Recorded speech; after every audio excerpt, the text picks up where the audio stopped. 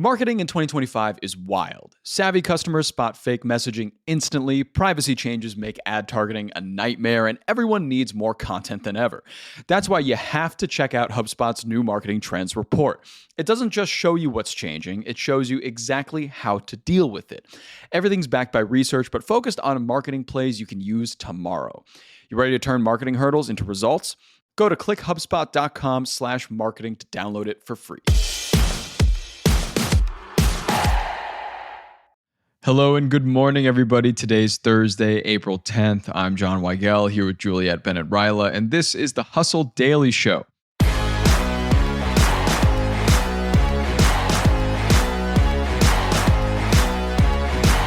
The Minecraft movie hit box offices hard last weekend as a big jolt that the movie industry desperately needed. However, in those highly ticketed theaters, moviegoers are erupting in chaos, causing tons of damage. So why has Minecraft brought on this crazy behavior, and how do theaters handle unruly guests? We'll chat about that in a bit, but first, let's give the news in business and tech. Starting us off here, as of April 8th, a new item is now displayed on the McDonald's menu. It's lemonade. You may have gotten it before in one of their soda machines, but now it's on the menu. Last year, the company made this premium lemonade offering at a few locations, but it's now expanded nationwide in the United States. The Golden Arches boasts the drink has real lemon juice, cane sugar, and even a little pulp for those who are cultured among us. This, as Wendy's and Arby's have been dominating the lemonade market with their offerings in the past few years. We're seeing McDonald's get on that train.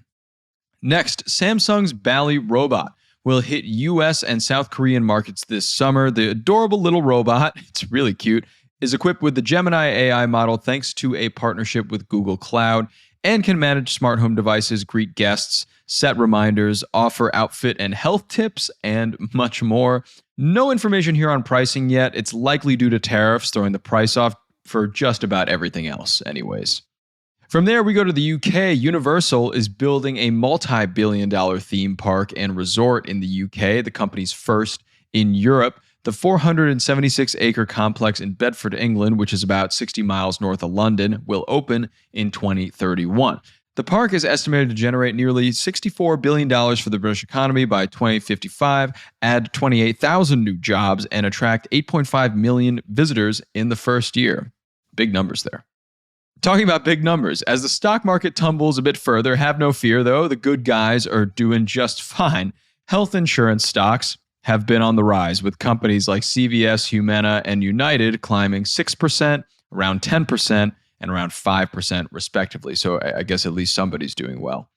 And finally, an odd marker of the times, but Chinese producers of Christmas decor say that they've received no orders from United States customers yet, which are typically finalized in mid-April.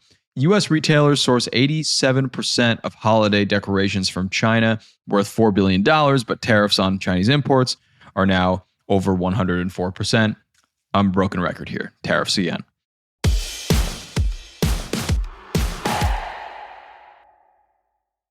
On to the main story, though. Minecraft just hit box offices hard last week, but theaters also got hit pretty hard with other things and some property damage. But first, Juliet, how did the movie fare this past weekend? How did it do? It was great. Huge success. Oh, yeah. Domestic take was $157 million. It's now the highest three-day opening weekend for a video game adaptation. The last one, the previous record, was set in 2023. It was $146 million, which was for the Super Mario Brothers movie. Wow. And as I say in the newsletter, I would say that one thing we potentially could have learned is that Jack Black is the key. He's in both of those movies. Yes. Unfortunately, he was also in Borderlands, which I have not seen, but I've heard not only is it terrible, but it was also a box office flop. Wow. Sad. So we can't say that Jack Black is the savior of video game movies. But 2 for 3 is pretty good. Yeah. And I think both movies, I haven't seen the Minecraft movie yet. I did watch Super Mario Brothers on a plane. And I think they're both really fun. I think they delight audiences. Yeah. They're visually fun. They don't have to be Oppenheimer. They do not have to be Citizen Kane. They're fun. Sure. It's a good time. It's a blockbuster movie, pun intended for Minecraft movie lovers, but it is a blockbuster movie like the video game movies. Sonic 3 also came out this past year and performed very well. Borderlands, I would say, attracts a bit of an older audience, so maybe that's why it didn't exactly pan out the way they thought it would. But all these other ones that are very kid-friendly have done very well. Also, given Jason Momoa is in the Minecraft movie and everybody goes to see his movies. That is true. But despite the success, right, there's kind of a dark side to all of this, which is what's happening at the theaters during the movie. Can you care to explain a bit about what's going on and why some theaters are getting a bit trashed? Apparently, the kids are going nuts. There is a scene in the movie, which, like I said, I have yet to see this movie, but there's apparently a chicken jockey scene in which Jason Momoa must battle a baby zombie riding a chicken. I don't know any more about this scene than that, but I think that's all we need to know, to be fair. Yeah, I think so. Apparently, when this scene occurs, people like to yell chicken jockey, which is disruptive, admittedly. But there's also been reports of people throwing popcorn, throwing sodas, candy, causing general chaos. One theater owner said that someone squirted lotion all over, which I don't know why you have lotion in the theater. Let's not think about it too much. And then also, like, a row of seats were ripped out during this movie.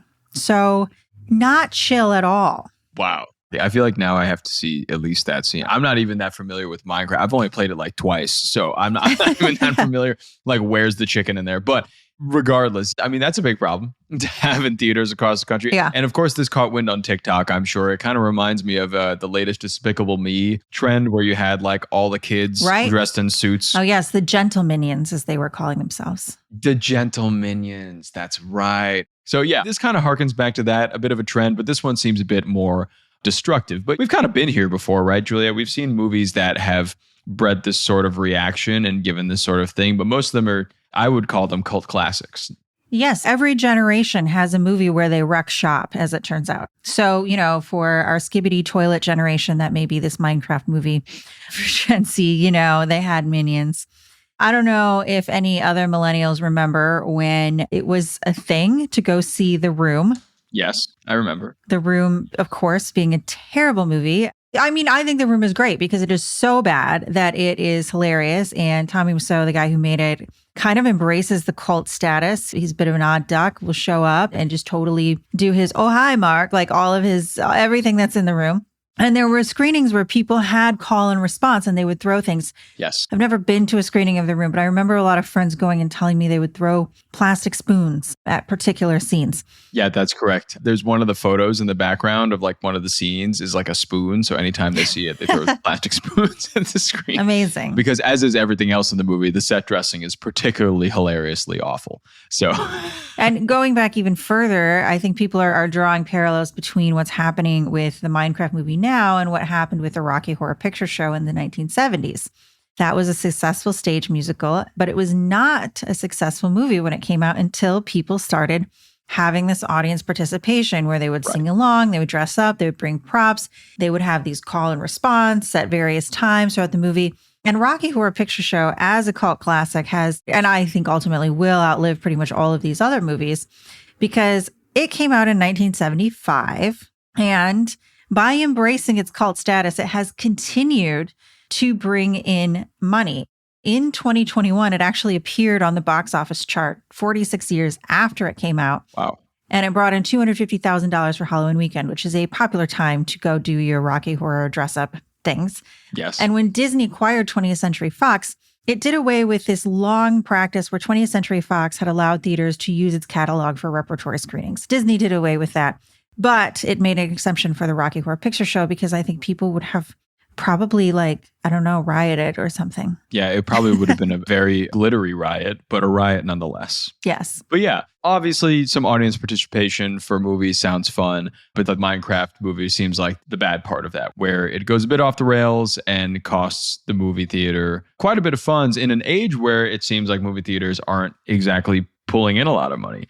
The Minecraft movie, as I mentioned up top, was kind of an exception lately because a lot of movies haven't really been bringing in the big bucks in theaters, and the box office has kind of been waning. So for this one to be so successful, it's nice, but I guess it's also a problem as well for these theaters. Yeah. And I think a lot of what happens in these theaters, especially what happens with, I think, younger audience members, is they have never worked in a movie theater or a restaurant. They have never known the pain of having to clean up after something like this. I am from Michigan, and when I was a kid, I grew up in a trailer park. And a lot of kids in the trailer park I grew up in were very into the band Insane Clown Posse. Oh, yes. I know of them. Yeah. I mean, yeah, they're still going strong. And then for a brief period in my career, I did music journalism, and I went and I covered the Gathering of the Juggalos twice. No way. And in preparation for the festival, I actually went and saw them at a venue that was inside. And the thing about ICP is they will not play a show unless they can hose everything down in Faygo, which is a soda that's manufactured in Detroit. And so if you were going to have ICP play at your venue, it was plastic wrap, like Dexter style plastic wrap. And when I would have to shoot them in the pit, I would have to completely plastic wrap my camera and anything that I was going to bring in there because it would just get completely soaked in Faygo.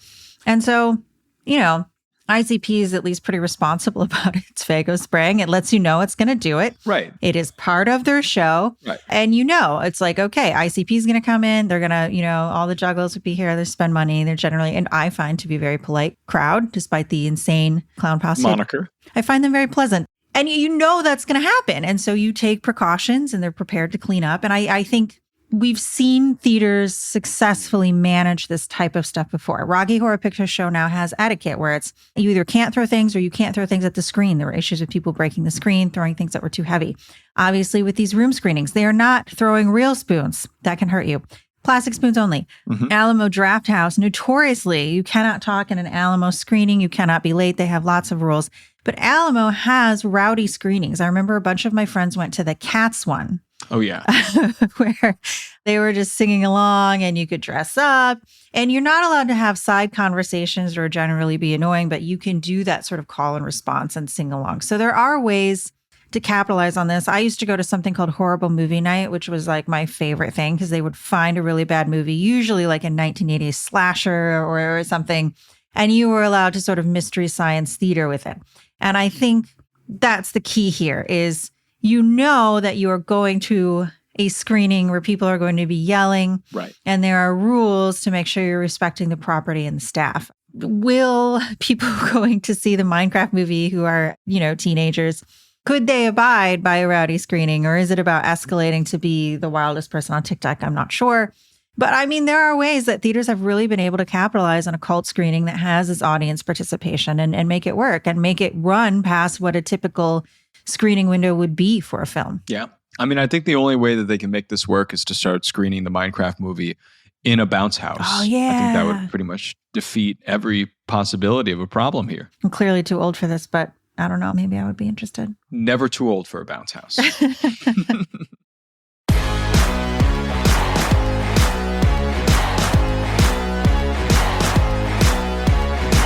All right, and that's going to do it for us today. Thanks for tuning into the Hustle Daily Show.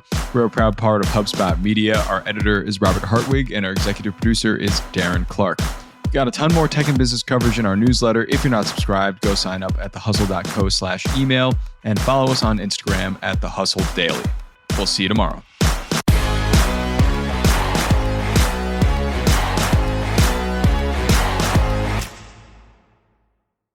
Hey, everybody. I've been listening to this awesome podcast lately. You know it. You love it. My First Million, hosted by Sam Parr and Sean Puri, is brought to you by the HubSpot Podcast Network, the audio destination for business professionals. My First Million features famous guests like Alex Hormozi, Sophia Amoruso, and Hassan Minaj, sharing their secrets on how they made their first $1 million and how to apply their learnings to capitalize on today's business trends and opportunities. Talk about somebody that's really in the now. They had on Mr. Beast recently, and Mr. Beast talked about his origin story and how he made his first $1 million and how you can make anything go viral if you really try to do it, which is a great listen. So I would definitely recommend checking it out. You can catch all the recent episodes whenever you want, and you can listen to My First Million wherever you get your podcasts.